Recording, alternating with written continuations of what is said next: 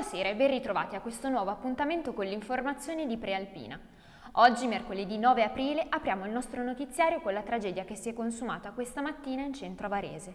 Un uomo di 50 anni ha perso la vita dopo essere precipitato dal sesto piano di un palazzo.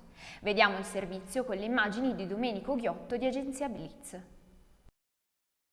È caduto dal sesto piano di un palazzo atterrando su un balcone 5 piani più sotto. L'impatto non ha lasciato scampo a un cinquantenne che ha perso la vita questa mattina in uno stabile in centro a Varese. La tragedia è avvenuta in via Cavour intorno alle 11. Sul posto sono intervenuti i vigili del fuoco e i soccorritori del 118 che non hanno potuto far altro che constatare il decesso dell'uomo. Sul caso indagano i carabinieri che dovranno ricostruire l'esatta dinamica di quanto accaduto. Al momento non si esclude l'ipotesi di un gesto volontario. 5 anni e 7 mesi di reclusione. È questa la pena richiesta dal pubblico ministero Maria Claudia Contini, nell'ambito del processo che vede imputato Marco Manfrinati per stalking nei confronti dell'ex moglie Lavinia Limido, della madre di lei, Marta Criscuolo, e del padre Fabio Limido, ucciso dallo stesso Manfrinati il 6 maggio scorso, giorno in cui ha anche tentato di uccidere Lavinia. Il processo si sta tenendo a Varese davanti al giudice Luciano Luccarelli. L'avvocato della parte civile, Fabio Ambrosetti, ha chiesto un risarcimento di 150.000 euro, mentre il legale di Manfrinati ha chiesto l'assoluzione sostenendo che il reato di stalking sia un'invenzione della famiglia Limido. La sentenza sarà pronunciata il 26 maggio. Un maxi raggiro nella compravendita di auto usate è stato scoperto dalla Guardia di Finanza. Numerosi i venditori privati beffati dai truffatori in varie zone della Lombardia e in particolare nel milanese. Vediamo il servizio di Luca Spriano. Acquistavano auto usate ma non le pagavano, o meglio, il bonifico che emettevano veniva annullato una volta perfezionato il passaggio di proprietà e l'automobile veniva subito rivenduta a terze persone ignare della truffa precedente. Il maxi raggiro ha interessato il milanese e varie zone della Lombardia ed è stato smascherato dalla Guardia di Finanza. Il collaudato sistema fraudolento a partire dal 2022 ha raggirato numerosi privati venditori di auto usate, in alcuni casi anche con modalità estorsive. Il GIP ha emesso misure cautelari nei confronti di 7 cittadini rumeni, arresti domiciliari nei confronti di un indagato, obbligo di presentazione alla polizia giudiziaria per gli altri 6. Indagate complessivamente a vario titolo 9 persone per associazione per delinquere, truffa, riciclaggio, estorsione e autoriciclaggio. Crisi Iveco. Firmato la notte scorsa a Roma un testo preliminare di accordo tra azienda e sindacati. Riguardo al sito di Cassinetta, confermati investimenti per 136 milioni di euro in 3 anni. Rimangono i 312 esuberi fra i lavoratori della produzione del freddo e i 270 tra gli impiegati. Nell'intesa, incentivi per le uscite volontari e contratti di solidarietà per gestire gli esuberi rimanenti.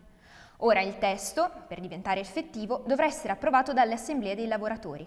A Cassinetta le riunioni sono fissate per domani. La Fondazione Comunitaria del Varesotto ha presentato oggi i bandi Arte e Cultura e Interventi Sociali. Un totale di 800.000 euro destinati alle attività degli enti del terzo settore.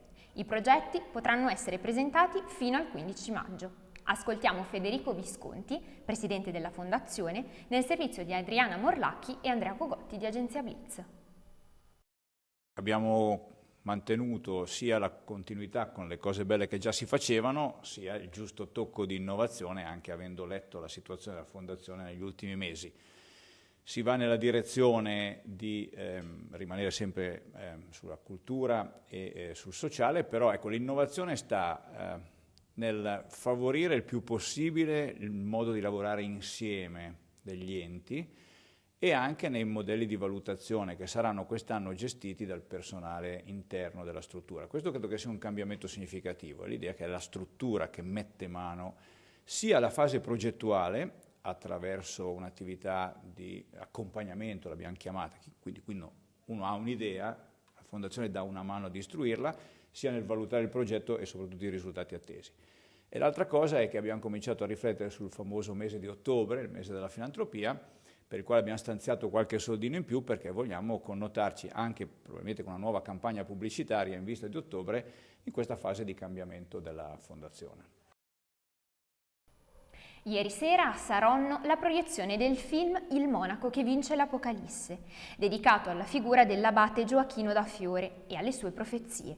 Gianluigi Saibene ha intervistato il regista Jordan River. Qual è il messaggio di questo film?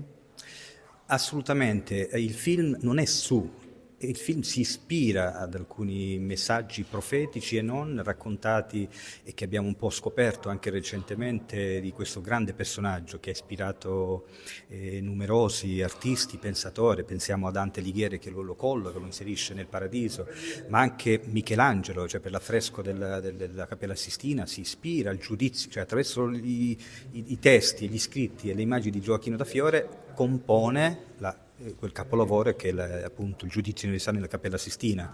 Anche Obama si è ispirato, per ben 3 volte l'ha citato. Ultimamente Papa Francesco ha fatto una cosa quasi inaspettata, dopo 8 secoli riprende questo personaggio, quindi diventa contemporaneo, perché il messaggio di questo personaggio diventa una forza.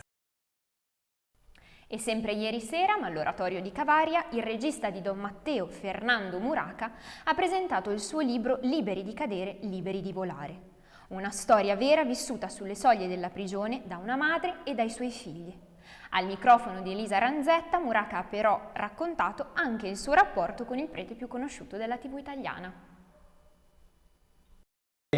Don Matteo è stato per me una grande palestra perché le serie televisive sono molto difficili da realizzare, perché sono prodotti industriali dove bisogna produrre un certo numero di minuti ogni giorno in tempi ristretti, ma raggiungendo una certa qualità.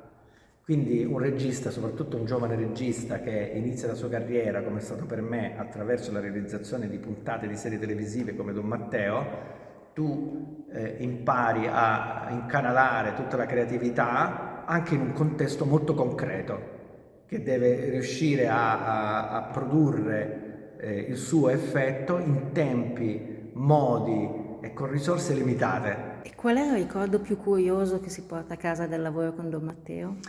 Ecco, la cosa più curiosa per me forse posso dire il lavoro con Nino Frassica, cioè vedere ogni giorno arrivare sul set un uomo che nonostante faccia quel lavoro e quel personaggio da tantissimi anni non si accontenta mai, per cui arriva e sempre trova il modo di migliorare la sceneggiatura che gli è stata offerta con nuove improvvisazioni, rielaborando il testo, inventando cose che non c'erano. Tanti i temi e le notizie disponibili sulla Prealpina di domani, in edicola e sui supporti digitali. Sentiamo qualche anticipazione da Massimo Rovati.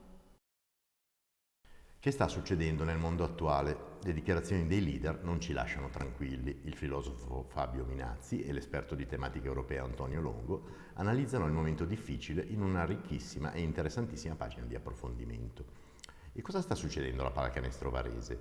Dopo l'ultima sconfitta a Masnago e la contestazione dei tifosi, Giuseppe Sciascia fa il punto, così come Emanuela Spagna tira le somme sull'accordo alla Beco. Altri temi forti di domani sono l'intervista a un'infermiera svizzera che, in controtendenza, ha deciso di lavorare all'ospedale di Gallarate e il benefattore anonimo che ha donato 100.000 euro al comune di Legnano. Chi sarà mai? Domani poi è il giorno del settimanale Oltre, non fatevelo scappare. C'è un'intervista a Tullio Solenghi, a teatro nei panni di Gilberto Govi, tutta da leggere. Infine Mario Visco svela i segreti del Crux, Giuseppe Cruciani, in vista dello spettacolo di domenica a Varese, e Fabio Pellaco commenta il fenomeno ormai dominante del trash. Grazie Massimo, e con questo anche per oggi è tutto. L'appuntamento con l'informazione di Prealpina torna come sempre domani e a voi tutti l'augurio di una buona serata.